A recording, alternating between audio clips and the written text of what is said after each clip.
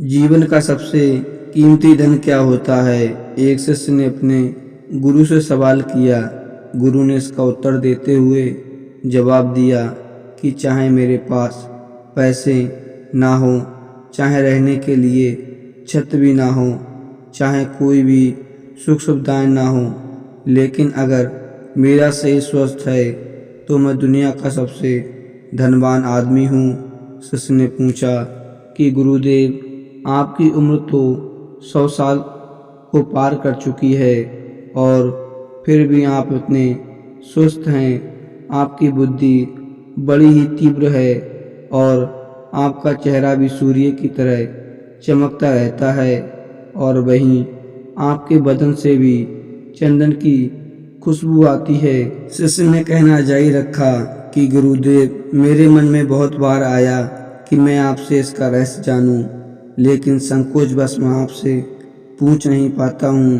कृपया करके आज मुझे वो साधारण से नियम बताने की कृपा करें जिनसे मैं भी आपकी तरह स्वस्थ और निरोगी रह सकूं।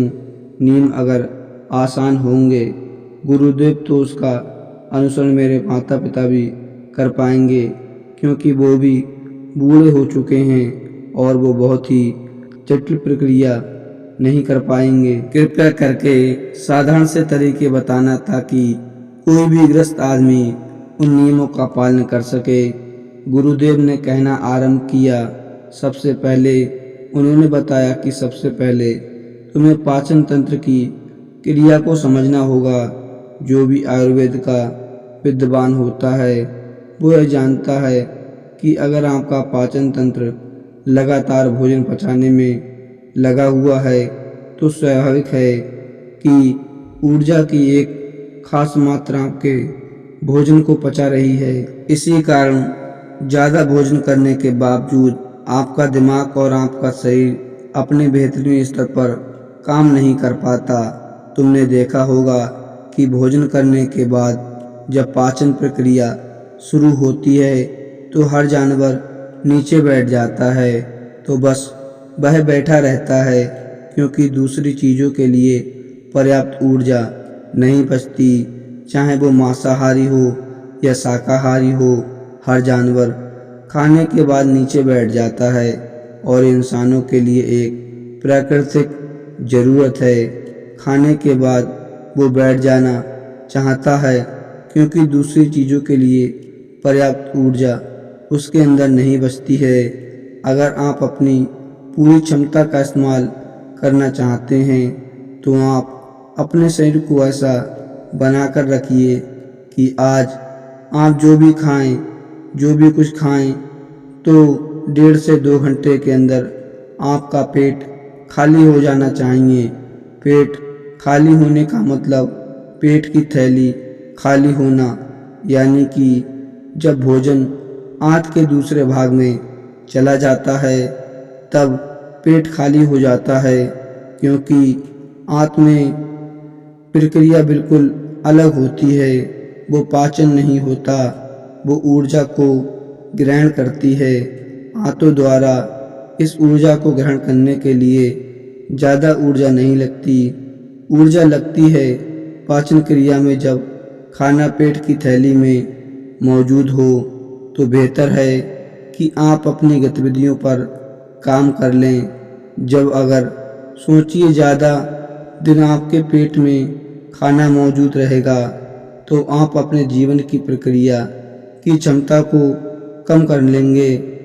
आप खुद से देखिए कि जब आपके पेट में खाना मौजूद होता है तब शरीर कैसा महसूस करता है और जब पेट खाली होता है तब शरीर कैसा महसूस करता है। आप खुद पाएंगे कि आपका शरीर और आपका दिमाग तब बेहतरीन रूप से काम करता है जब आपका पेट खाली होता है। इसका एक पहलू और है। देखिए, हम सब जानते हैं कि हमारा शरीर हर समय नई कोशिकाएं बनाता रहता है और पुरानी कोशिकाएं खत्म करता रहता है, जिससे हमारे शरीर का शुद्धिकरण होता रहता है। लेकिन जब भोजन हमारे पेट में होता है, यानी कि हमारा पेट जब खाली नहीं होता, तो यह शुद्धिकरण 80% कम हो जाता है और वो सारी गंदगी जो सही से अपने आप बाहर निकलती रहती है, अगर वो बाहर निकलनी बंद हो जाएंगी, जो कुछ समय के बाद आपके लिए तरह तरह की समस्याएं पैदा करेंगी। देखिए, योग में पेट का हमेशा साफ रहना बहुत ही महत्वपूर्ण होता है। किसी भी पारंपरिक प्रणाली में अगर आप देखेंगे तो आप पाएंगे कि जब भी आप किसी आयुर्वेदिक डॉक्टर या किसी वैद्य के पास जाते हैं तो सबसे पहले वो आपके पेट की सफाई करते हैं, क्योंकि वो जानते हैं कि आपकी ज़्यादातर समस्या पेट साफ न होने की वजह से है। सिर्फ एक दिन के लिए अपने पेट को पूरी तरह से साफ करने के बाद महसूस करेंगे कि आपको कैसा महसूस होता है। आप अपने अंदर बिल्कुल हल्का और बहुत सुंदर महसूस करेंगे। हर दिन आपको इसी तरह महसूस होना चाहिए। आमतौर पर पारंपरिक रूप से घी को पहले निवाले के रूप में खाया जाता है। घी एक चिकनाई वाला पदार्थ है जो पूरी तरह आहार नली को चिकनाई कर देता है। आपको सबसे पहले इसी से ही खाना चाहिए ताकि यह भोजन के प्रभाव को आसान बना दे।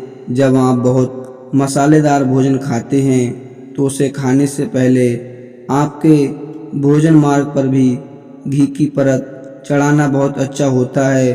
घी का महत्व यह है कि आहार नली को साफ कर देता है, तो जो व्यक्ति घी का उचित तरीके से सेवन करता है उसका पेट हमेशा साफ रहेगा, क्योंकि वहाँ से कुछ नहीं चिपकता, वहाँ कुछ भी लंबे समय तक नहीं ठहर सकता।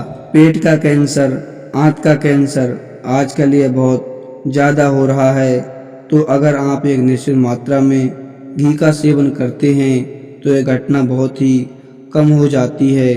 लेकिन उसके लिए घी सही गुणवत्ता का होना चाहिए। सही तरीके से गाय या भैंस के दूध से बनाया जाए।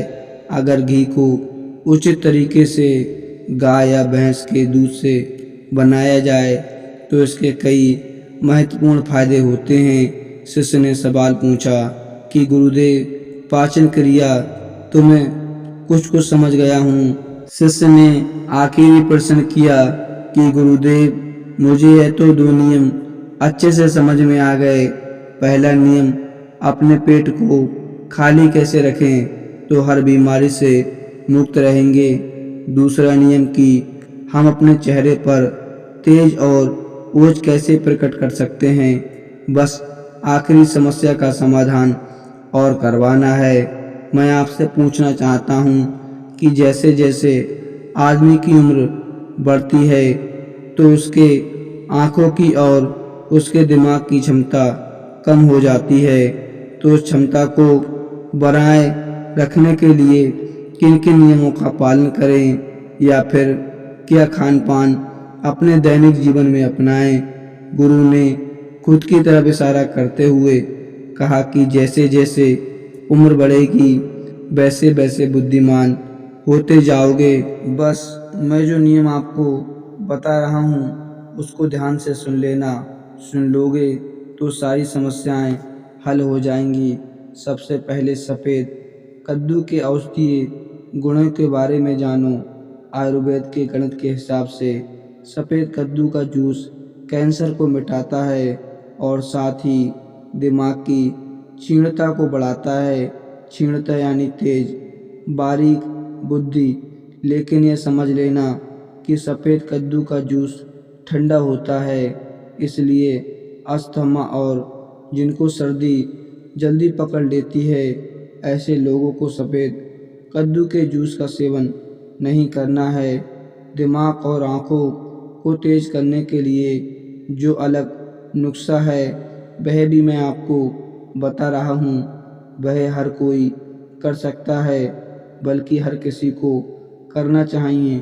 5 देसी बादाम की गिरी जो छोटी वाली होती हैं, क्योंकि वह देसी होती हैं। बड़ी वाली में इतने गुण नहीं होते, इतना छोटी वाली गिरी में होते हैं। 5 छोटी बादाम की गिरी, 1 अखरोट रात को पानी में भिगो दो, सुबह उनके छिलके उतारो और उन्हें किसी पत्थर से पीसकर, याद रखना पत्थर खरल किसी ऐसे बर्तन में नहीं, क्योंकि उसकी गुणवत्ता खत्म हो जाती है।